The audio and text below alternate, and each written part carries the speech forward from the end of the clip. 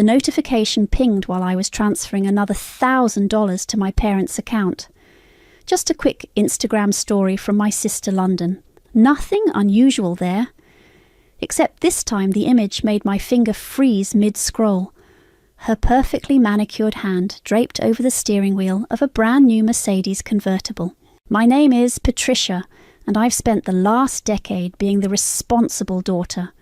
The one who sends money home every month for my parents' supposed medical bills, mortgage payments, and endless emergencies. I'm 32, living in a modest one-bedroom apartment, driving a 12-year-old Honda, and postponing my dreams of starting my own business, all because family comes first, right? Pat, you won't believe what just happened. Heidi's voice crackled through my phone speaker. I barely heard her. My trembling fingers were tapping through London's Instagram stories, each one worse than the last. "Hold on, Heidi," I whispered. "I need you to look at something."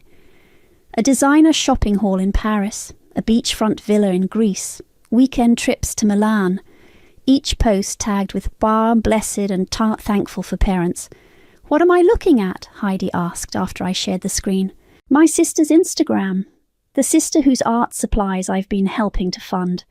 The same sister whose basic living expenses in Europe I've been supporting through mom and dad. Because, and I quote, she's pursuing her passion but struggling to make ends meet."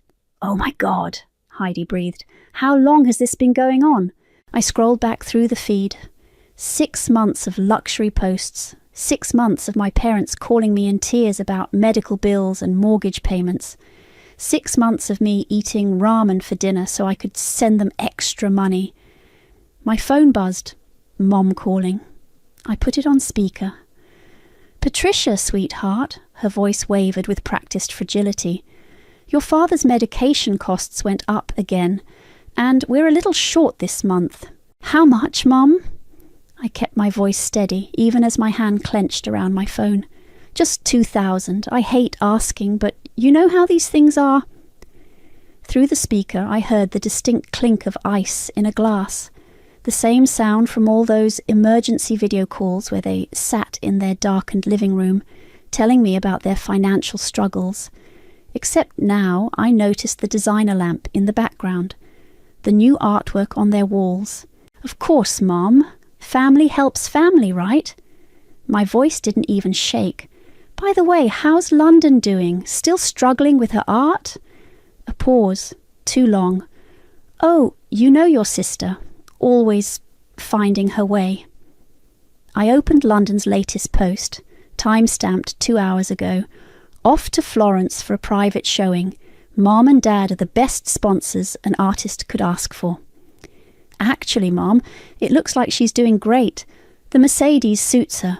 The sharp intake of breath on the other end was all I needed to hear. "Patricia, we can explain." "No need." I cut her off, my voice arctic. "The Instagram posts explain plenty. I'll send the money. Wouldn't want London to miss her art showing."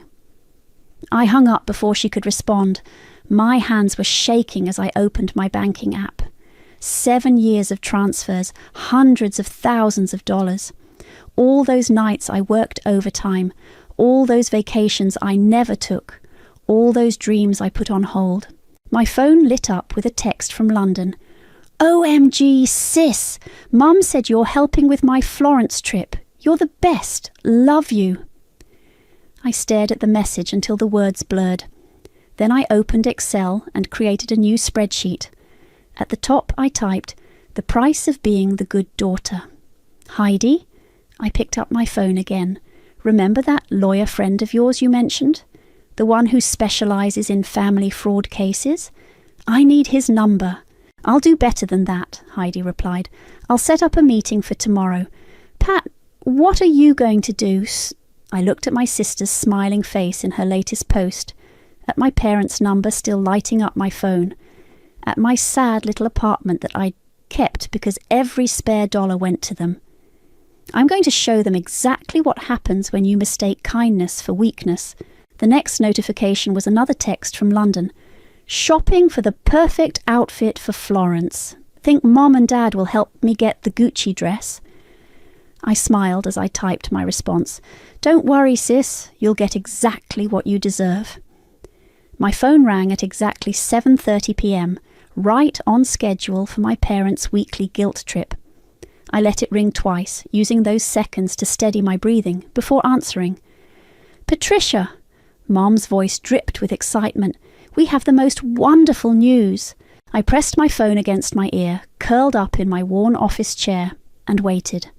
The same chair I'd been sitting in for countless late-night freelance projects, earning extra money for their emergencies. London got accepted into the Florence Art Institute. It's one of the most prestigious programs in Europe. Dad jumped in, his voice carrying that familiar nervous energy. The opportunity of a lifetime, really. They only accept 30 students worldwide.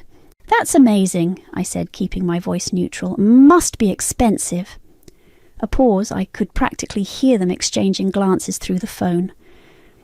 "Well, yes," Mom began carefully. "About that, we're in a bit of a situation. Aren't we always?"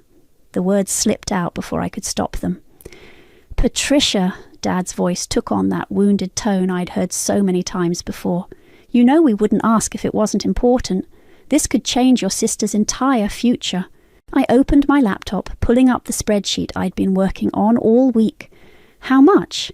18,000, Mom said quickly, like ripping off a Band-Aid. "For the first semester."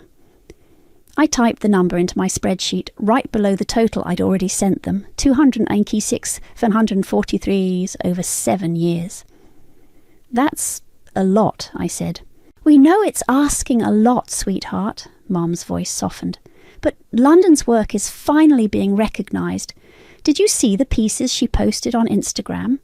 The gallery owner in Rome said—" "The one from her show at the Villa Borghese," I interrupted, "in her new Gucci dress."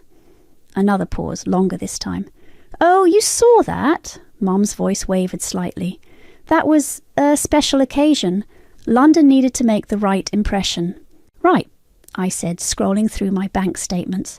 "Just like the Mercedes was for networking and the Greek villa was for artistic inspiration." "Patricia," Dad cut in sharply, "what exactly are you implying?" "Nothing." I kept my voice light, just trying to understand how my struggling artist sister can afford luxury cars and designer clothes while you need my help with basic medical bills. "It's complicated," Mom began, but I wasn't finished. "Actually, I have some questions about those medical bills. I requested copies from your insurance company." "You did what?" Dad's voice rose. "Since I've been paying them, I thought I should have records. Funny thing, they show most of your expenses were covered. In fact, they show you haven't had any major medical expenses in the past 5 years." The silence on the other end was deafening. "Patricia," Mom's voice had lost its warmth, "this isn't like you questioning family like this." "You're right," I agreed. The old Patricia wouldn't question anything. She'd transfer the money right now, no matter what it cost her. "But I've been doing some math, Mom. Would you like to know what I found?" "We don't have to discuss this now. The money I've sent you over the years, it's enough for a house down payment. It's enough to start the business I've dreamed of. It's enough for London's luxury lifestyle in Europe. Interesting how that worked out, isn't it?" "If you're jealous of your sister," Dad started. I laughed, and the sound surprised even me. "Jealous? No, I'm awake. Finally." "So you won't help?" Mom's voice turned cold. "You'll let your sister lose this opportunity." I looked at the photo frame on my desk.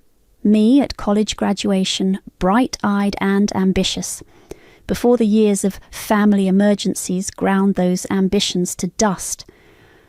"I'll think about it," I said carefully. "Send me the program details. I'll let you know by tomorrow." I hung up before they could respond.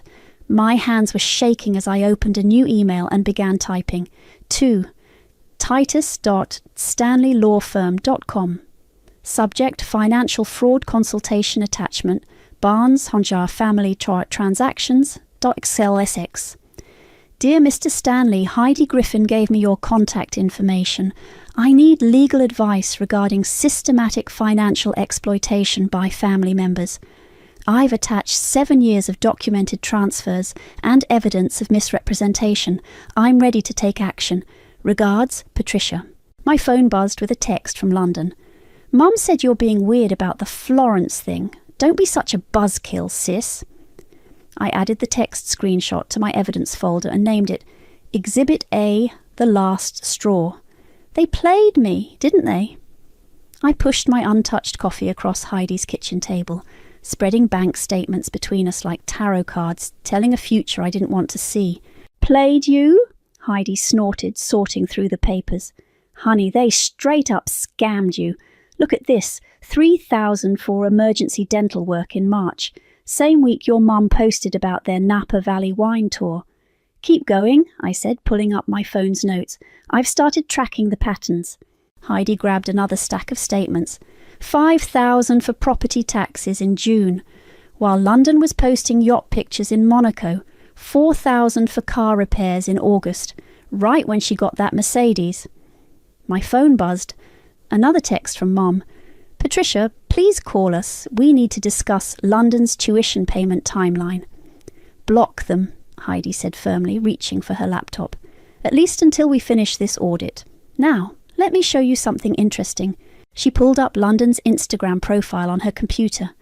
I work in digital marketing, remember? There's a tool we use to analyse influencer accounts. Watch this.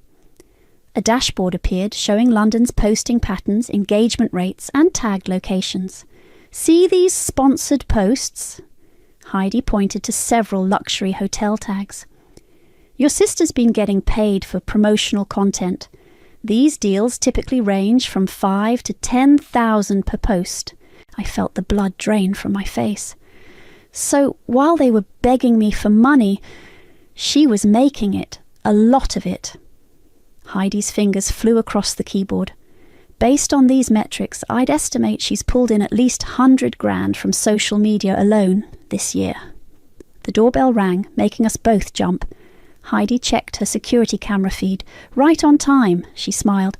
That's Titus. The man who walked in carried a leather briefcase and radiated controlled anger.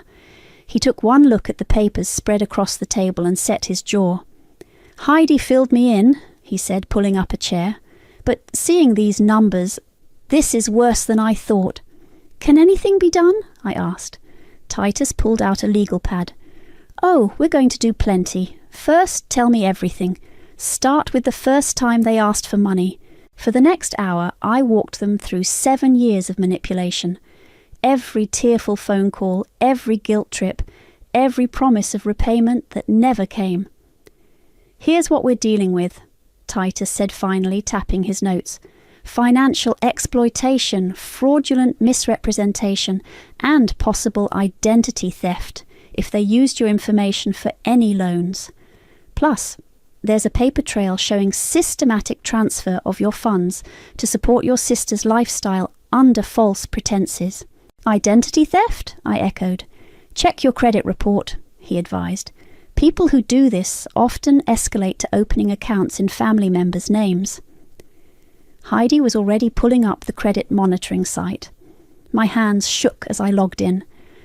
Oh, God, I whispered, staring at the screen. There's a student loan, $10,000. I never signed for this. Titus leaned forward. That's a federal crime. When was this opened? 3 months ago, right when London started that art program in Rome. Perfect, Titus smiled grimly. That gives us leverage. Here's what we're going to do. He outlined a plan that made my stomach clench, but my spine straighten. Legal notices, police reports, formal demands for repayment, a complete severance of financial ties. But first, he said, we document everything, every transfer, every text, every social media post that proves the money trail. We build a case so solid they can't wiggle out of it. My phone buzzed again. Dad this time. Your mother's crying because of how you're acting. Is this how we raised you? Heidi saw my face and grabbed my phone. She typed a response. Patricia is unavailable. All future communication should go through her legal representative. Send that, I nodded. I'm done being their ATM. One more thing, Titus added, pulling out a business card. "This is a forensic accountant I work with. We need to know exactly how much they've taken and where it went. The numbers tell the story, and it's the story we'll use to bury them." "What about London?" I asked. She had to know where the money was coming from. "Oh, we'll get to her." Heidi's smile was sharp. "I've already archived every social post where she flaunted what they stole from you. She's not just complicit, she's broadcasting the evidence." My phone lit up with a final text from Mom. "If you do this, you're no daughter of mine." I showed it to Titus, who added it to his growing file of evidence. "Good," he said. "Let them dig their own grave. By the time we're done, they'll wish they'd never heard of the word emergency." For the first time in years, I felt something other than obligation when I thought about my family. I felt free. "Pats, oh my God, I've missed you so much." London's face filled my laptop screen, her perfectly styled hair catching the Italian sunlight, streaming through her window. Behind her I could see designer shopping bags scattered across an antique writing desk. "London," I smiled, hitting record on the screen capture software Titus had installed. "You look amazing. That apartment must be costing a fortune." "Oh, you know," she waved dismissively, adjusting her Cartier bracelet, the one I'd seen her unbox in an Instagram story the day after I'd sent Mum $3,000 for Dad's heart medication. "Actually, I don't know." I kept my voice light. "Tell me about it, about everything. We barely talk anymore." "That's because you're always working," she rolled her eyes. "I mean, it's cute how you still live in your same place, Pats. You're just loyal to routine, I guess." I thought about my apartment's leaking faucet I couldn't afford to fix because of last month's emergency roof repair at our parents' house. "Well, we can't all be living the dream in Florence." "Right," she beamed, reaching for something off-screen. "Look what Mom and Dad just sent me." She held up a Gucci handbag, price tag still dangling. My stomach clenched. Minimum $3,000, right there. "They're so supportive," I said carefully. "Must be nice." "Well, they always said you were best at giving." "Me?" She shrugged, admiring her reflection in her phone. "I'm the one who deserves things. I mean, I'm actually doing something with my life, you know?" The words hit like a physical blow. "What do you mean?" "Oh, don't be sensitive," she laughed. "It's just, you're so basic, Pats. Like, you work your little writing jobs, live in your little apartment. I'm out here creating art, making connections. Mum and Dad get that. They know investing in me will actually pay off." I took a deep breath, remembering Titus's advice. Let her talk. "And all those investments, the car, the apartments, the shopping, that's all? Mom and Dad?" "Mostly." She twirled a strand of hair. "I mean, they said some of it comes from you too, but that's what family does, right? Support the talented one?" My hands were shaking under the desk. "So you knew that I was sending them money for you?" "Duh," she rolled her eyes again. "Where did you think it all came from? Mum and Dad's retirement fund?" "Please, they've been using your money to help me succeed for years. It's actually really sweet how you never questioned it. And that seemed fair to you?" "Fair?" She laughed, the sound like breaking glass. "Life isn't fair, Pats. Some people are meant to be supporters, and some people are meant to be stars. You're just really good at supporting." I clicked to another tab, where my email to the Florence Art Institute was already drafted. "Tell me about this new program you're starting. The exclusive one?" Her face lit up. "It's amazing. Only 30 students worldwide. Mum and Dad are handling the tuition. Well, I guess you are too, right? They mentioned asking you for help." 18,000, I said quietly. "That's what they asked for." "Oh, good. So you're doing it, because I already put the deposit down on this gorgeous villa with some friends and—" "London," I cut her off. "When was the last time you actually sold a piece of art?" She blinked. "What?" "Your art. The reason for all this investment. How much have you actually earned?" "That's not the point," she bristled. "I'm building my brand, my following. These things take time." "And money," I added. My money! Something shifted in her expression, a flash of the calculation I'd never noticed before. Why are you being weird about this? It's not like you're using the money for anything important. Just my dreams, I said softly. My future. My life. Oh, please, she scoffed. What dreams? You're exactly where you've always been. At least I'm doing something meaningful with the money. I clicked back to my email tab. You know what's meaningful, London? Documentation, records, receipts. Her smile faltered. What are you talking about? I have to go, I said. Enjoy the Florence program while you can. What's that supposed to mean? I smiled, channeling her own dismissive tone. Oh, you'll see. By the way, that Gucci bag, it's a fake. The stitching is all wrong. It is not. Mom and Dad got it from the boutique in Milan. No, they didn't, because that money went to my account last week to cover their medical emergency.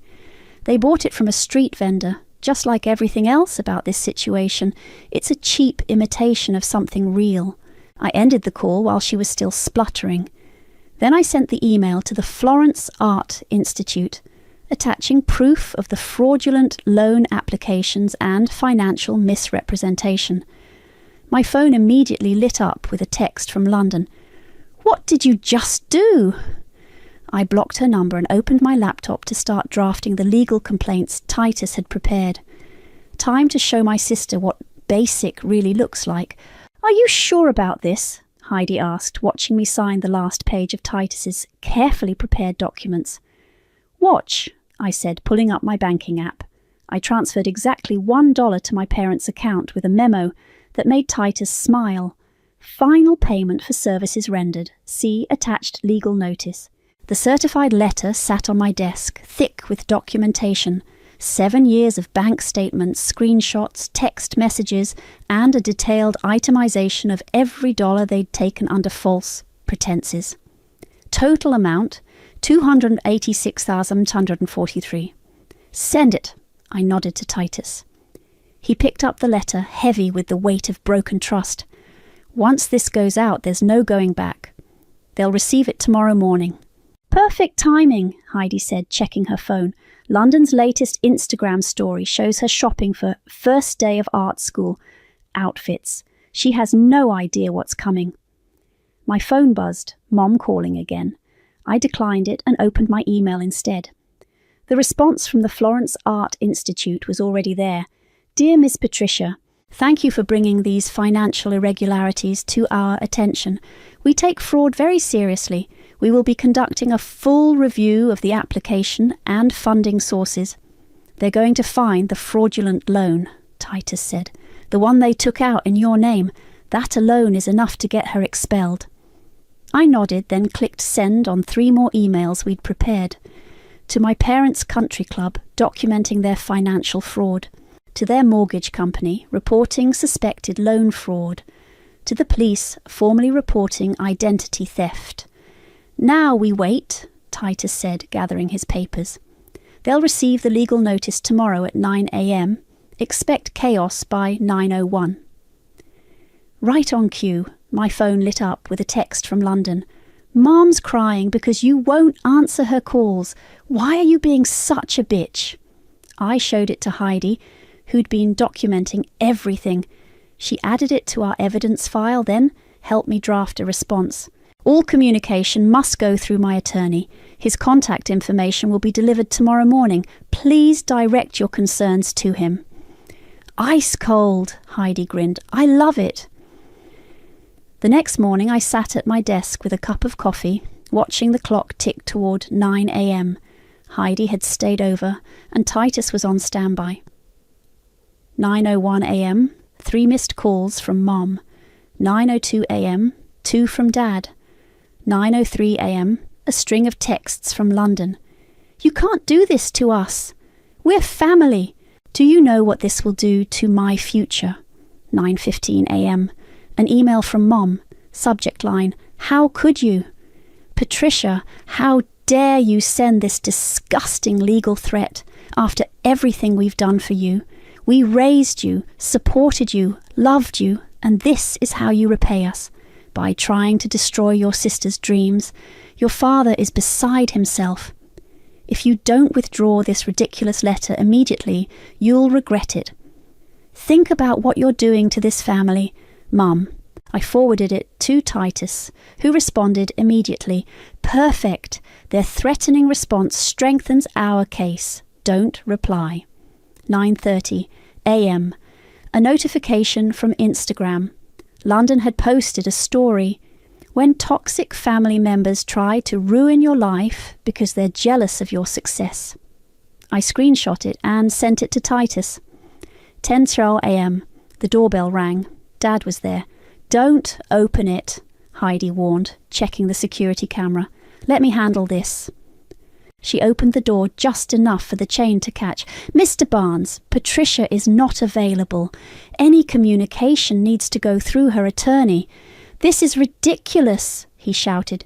"She's destroying our family over a few loans." "A few loans?" Heidi's voice was steel.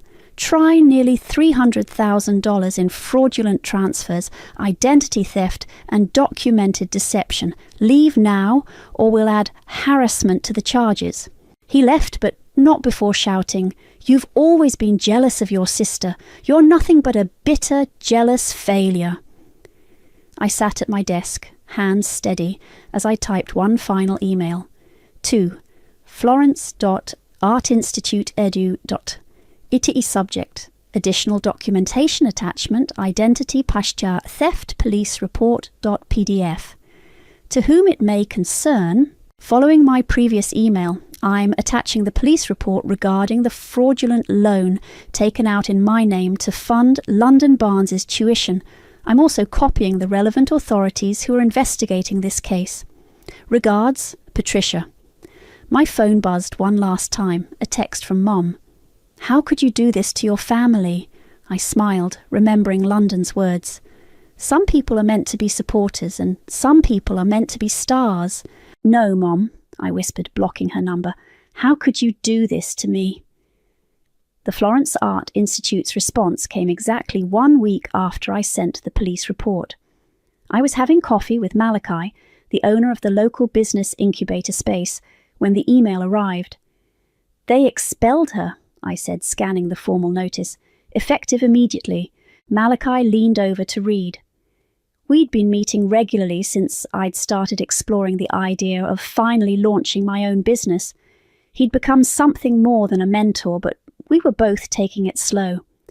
"Look at the last paragraph," he pointed. "They're reporting the fraudulent loan to the Department of Education." My phone buzzed. London's Instagram story. "When life throws you curveballs, throw them back harder. Watch me rise above the haters." "She still doesn't get it," I muttered. The cafe door chimed. I looked up to see my father walking in, his face ashen. "Patricia," he started toward our table. Malachi straightened. "Sir, I suggest you leave." "This is between family," Dad snapped. "No," I said quietly. "Family ended when you forged my signature on that loan application." He deflated slightly. "We were going to pay it back, like you paid back the other $300,000. That money went to your sister's future." "No," I stood up, keeping my voice low. "That money went to her Instagram lifestyle while I put my future on hold. Did you ever once think about my dreams?" "You're stronger than she is," he said, as if that explained everything. "You can handle real life. London needs consequences." I cut him off. "And so do you and Mom." My phone buzzed again. A notification from my credit monitoring service. Someone had tried to open a new credit card in my name. I held up my phone. "Like this? Trying to open more credit in my name even after being served legal notice?" His face gave it away. They'd really thought they could get away with it one more time. "We're desperate," he whispered. "The mortgage company called. They're reviewing our loans because of your report." "Good," I said. "They should, because I bet they'll find more fraud there too." The cafe door chimed again. Mum walked in, her designer handbag clashing with her tear-stained face. "Please," she started. "No," I gathered my things. Malachi, shall we continue this meeting at your office? Patricia, Mom grabbed my arm. London's devastated. They're making her leave her apartment. All her friends are abandoning her. Actions have consequences, I pulled away. You taught me that, remember? Every time you guilted me into sending money. We're your parents. No, I turned to face them fully. You're criminals who happen to share my DNA, and now everyone's going to know it. Right on cue, Heidi's blog post went live.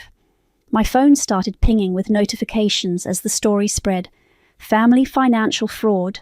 How parents stole their daughter's future to fund Instagram lifestyle. Mom's phone buzzed. Her face crumpled as she read something. The country club, she whispered. They're revoking our membership. Your mortgage company will be next, I said. Then the credit card companies. Funny how fraud allegations make everyone look closer at your finances. You've ruined us, Dad's voice shook.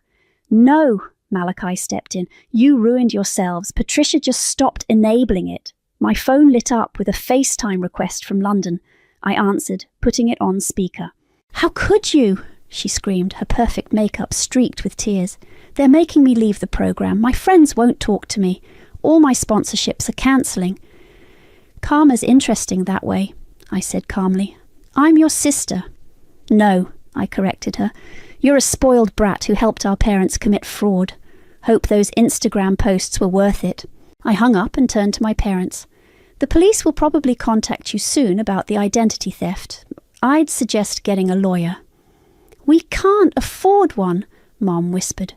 Should have thought about that before spending all my money. I picked up my laptop bag. Malachi, let's go discuss my business plan somewhere quieter. As we walked out, I heard Mom collapse into tears and Dad making another desperate phone call.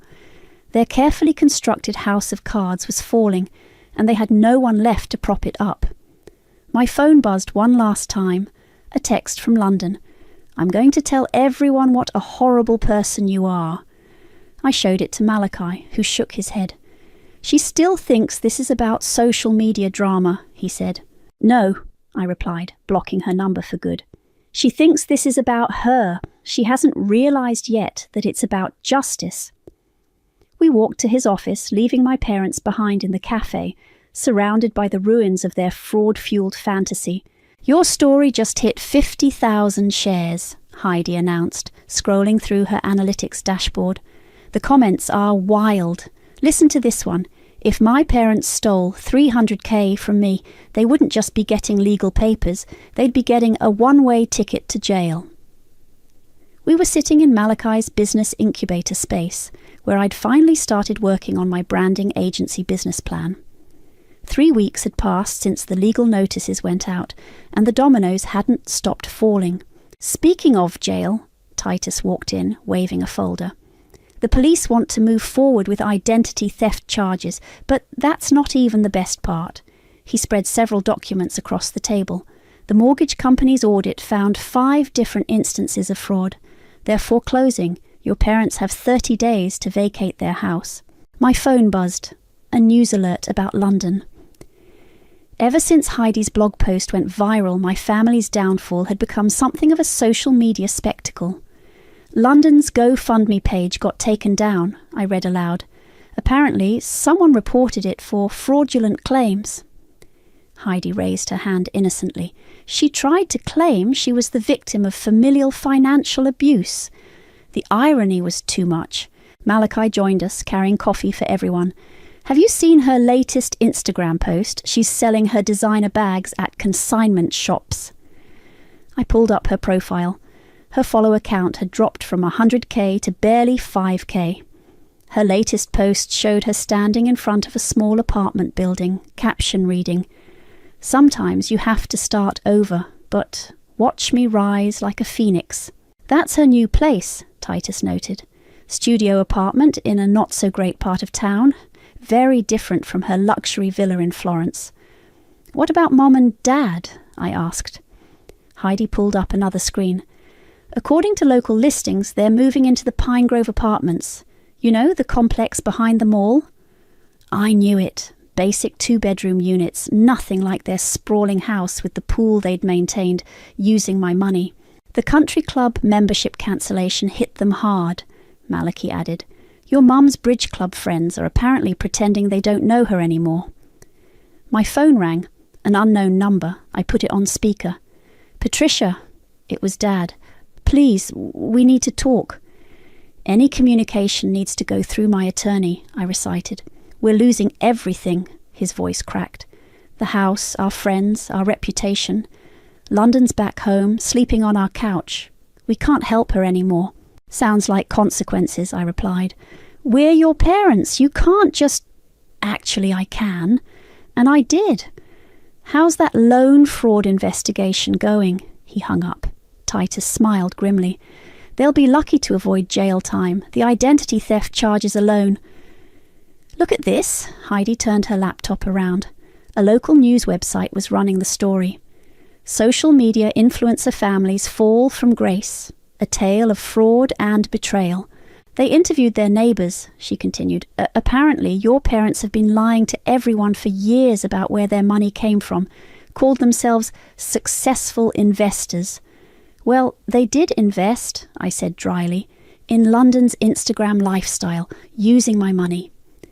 My phone buzzed again, an email from the Florence Art Institute. Dear Ms. Patricia, following our investigation, we are cooperating fully with authorities regarding the fraudulent loan applications. We have also revoked your sister London's admission and will be notifying other institutions about this incident. They're blacklisting her, Titus explained. No reputable art school will touch her now. Malachi squeezed my shoulder. How are you feeling about all this? I looked around the room, at Heidi's unwavering support, Titus's legal brilliance, Malachi's quiet strength. Then, at my laptop, open to my business plan for the branding agency, I could finally afford to start. I paused, considering. Free.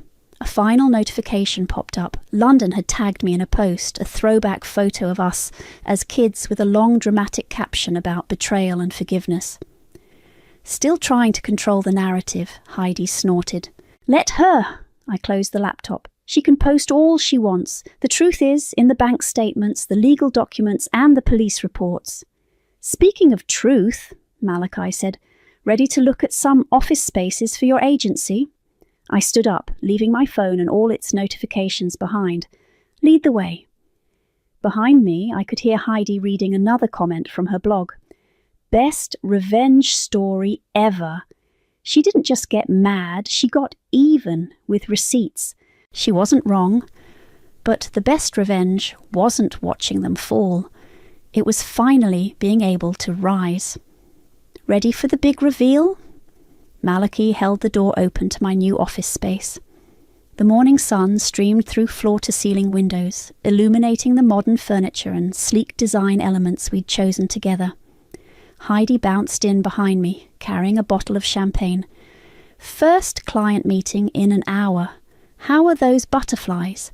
Surprisingly calm, I said, running my hand along my new desk. The nameplate read, Patricia, founder and CEO, Clarity Branding Agency. My phone buzzed. A news alert. I'd kept them active, not out of spite, but as closure.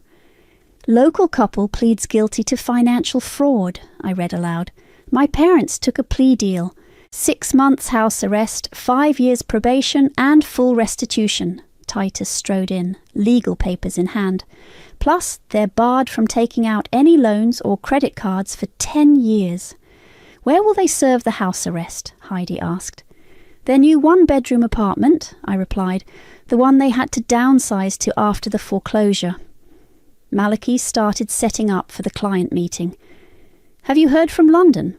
She's working as a barista now. Heidi checked her phone. Her last Instagram post was about finding beauty in simple things, with a photo of the coffee shop's tip jar. The elevator dinged. My first potential client walked in, a tech startup looking for complete brand development. As I stood to greet them, another notification popped up on my phone, a text from Mom. I know we don't deserve forgiveness, but I want you to know we understand now. What we did, what we took from you. I'm sorry. I slipped the phone into my desk drawer. The time for family drama was over. Welcome to clarity, I smiled at my clients. Let's talk about your vision. The meeting flew by. When they left, they'd signed a contract worth more than all the money I used to send my parents in a month. They loved you, Malachi grinned, clearing away coffee cups. Because she's actually talented, Heidi added, unlike some influencer artists we know. My phone buzzed again in the drawer. London had emailed, Sis, I get it now. Working this job, earning minimum wage, I finally understand what it means to actually work for something, to struggle. I know it's too late, but I'm sorry. L. Delete? Heidi asked, reading over my shoulder. No, I said quietly. Archive, but don't respond. Titus returned from filing the final legal paperwork. The restitution payments will start next month. Your parents' social security and pension will be garnished until you're paid back in full. It's not about the money anymore, I said, looking around my office. It's about this, what I built despite them. The afternoon sun cast long shadows across the floor. Malachi brought in a small gift bag. Office warming present, he smiled. Inside was a framed quote, Success is the best revenge.